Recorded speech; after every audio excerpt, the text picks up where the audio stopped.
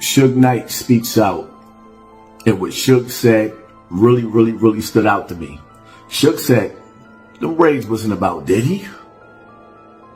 It wasn't about Diddy, and it makes sense. They was about what it was about when you listen to the court transcripts, and when you listen to what the witness, Lil Rodney, or whatever his name is, the allegations. Diddy had cameras, hidden cameras in every room, in every party, at every event, which means that he had evidence on powerful men. With Suge Knight, he hit him in the head with the headshot. Diddy had a get out of jail free card, which is blackmail. He can blackmail some of the most powerful men around the world, even the ones that he was fighting with in the liquor corporations and companies. So what they do, you gotta understand, they send in their army. They made a statement, turned his family upside down, turned his house upside down. But the only thing I'm thinking is, like, when you sit back and you really analyze it, somebody put Diddy on point to what was going on. That's why his plane that everybody thought he was on that plane. They was looking for that plane. That plane left without Diddy. And 9 times out of 10, that plane probably was carrying the evidence to convict all these powerful men that Diddy's beefing with. Because Diddy, like, he need no brown right now. I ain't going down by myself.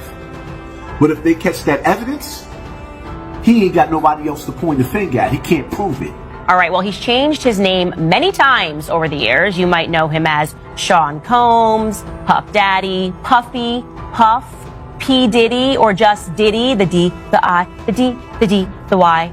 Owen says Diddy changed his name a lot to hide the shady stuff, but that wasn't working before. He just got the Jeffrey Epstein of the music and entertainment industry. The new lawsuit that just dropped against Diddy is massive, and it has photos, it has videos, it names names, and there's so much here that it's never gonna fit into a single video. We're talking crime scenes, we're talking photo evidence of celebrities like Cuba Gooding Jr., we're talking record label executives, we're talking hidden cameras in every room of the house, getting recordings of celebrities, executives, politicians at parties with celebrities and underage girls, with drinks being spiked, with drugs. This goes all the way back to the murder of Tupac and Biggie. We're talking about the entire rap and hip hop industry and the whole music industry at large. Y'all don't see the lineup? Yeah, we see the lineup. I'm just waiting to see who's next. Jay-Z is setting Diddy up. Why is everyone having such a hard time? He ain't doing shit different. He lined up D. Haven, stole his life and identity. He lined up Big L, stole his life and identity. He lined up Dame Dash, stole his life, identity, and took his love. Lined up R. Kelly. He wants to be the one. Some people, like Suge Knight, are scared because Diddy has a lot of proof. Bizarre just said Suge, and some gangsters attacked 50 Cent for telling the truth about Diddy. You know, nobody acknowledged what was going on between her and Mr. Carter. Because she was 15. She was 15, and everybody knew it. Naive girl. I'm not saying that she wasn't a city girl, but a 14-year-old girl mentally cannot contend with a 28, 29-year-old man. Period. Discards people and tries to erase them like they never exist so he doesn't have to see them or deal with what he's done with people. You know, I blame a lot of what happened to Inga Marchand on his reckless adult choices for a very, very, very underage girl. But you hear that story a lot. 50 Cent has been dropping bombs on Diddy, saying that he has a lot of proof against him. There is a bad link between him and Diddy, and Jay-Z has been trying to make himself look like a gay artist, he says. Well, I talked to the big homie, he was saying, told Jay, he was telling me, the white boy wouldn't do the truth without 50. Right? And I'm like, that's when I start saying crazy stuff, because I look and I go, oh, that's your big homie, right? And so you image yourself after a gay painter. Okay. Big homie want to look like a gay painter. What are we talking about here? We're talking about Basquiat. He wants to look like a gay painter. Oh my God, I think I know where we're going with so this. Now look, what I'm saying to you is, look, when you start looking at, that's not mine, that's theirs, their heart, right? But when you look at, M is looking at the entire legacy. Yeah. The whole thing, like with M, Dre, and myself, like I'm a shady aftermath. You see what I'm saying? Like there's so much G in it, G in the records. Right. They forget that I'm M and Dre's artist.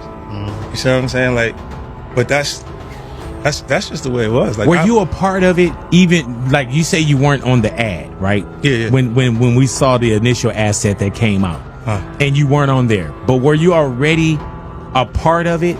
No, I already had communication with Paul about going to do it, but the ad was coming out that already was shot with. Okay, gotcha. With M and everybody else in it. So I'm like, nah, cool. I'll be surprised.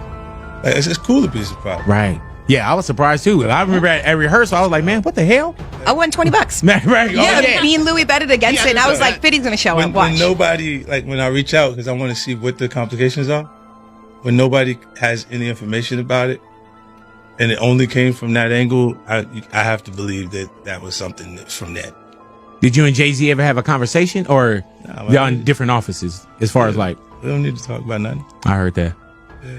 Jaguar Wright tells it like it is about Jay-Z's been up to some bad stuff and has a strange relationship with Diddy. We was at the End of Club video shoot, Game 50, everybody was there. I just heard somebody say, Suge Knight's here. And I looked and Suge was there. And but he had some essays with him though. You know what I'm saying? He all essays. And he looked at Fifth, and Fifth was like, "What's up? What's up?" And Suge just like, he hit a cigar one time, and then he did like this little shit like that, wrap it up, and then everybody just turned around and left. It was like a John Wayne movie or some shit. This crazy story about Diddy by Suge Knight and Roger Bond blows the lid off of him. Well, joining me now is Roger Bonds, who was Sean Combs' head of security from 2003 to 2012. Mr. Bonds, thank you very much indeed for joining me. First of all, your reaction when you saw that video? My reaction was, he's up to the same games. You know, my reaction was, he never mentioned Cassie's name in that apology. You know, so to me, he didn't humble himself enough before.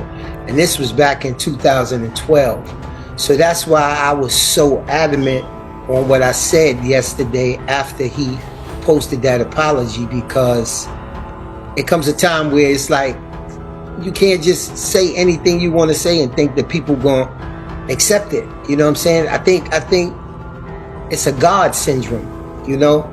The same way that he's been in a lot of trouble before and you could pay your way out. He knew those cameras was there, you know? But of course, as we heard, he came back to the hotel and he paid to get the footage, but didn't know, which Cassie said inside her complaint, that they gave her a copy of the footage also.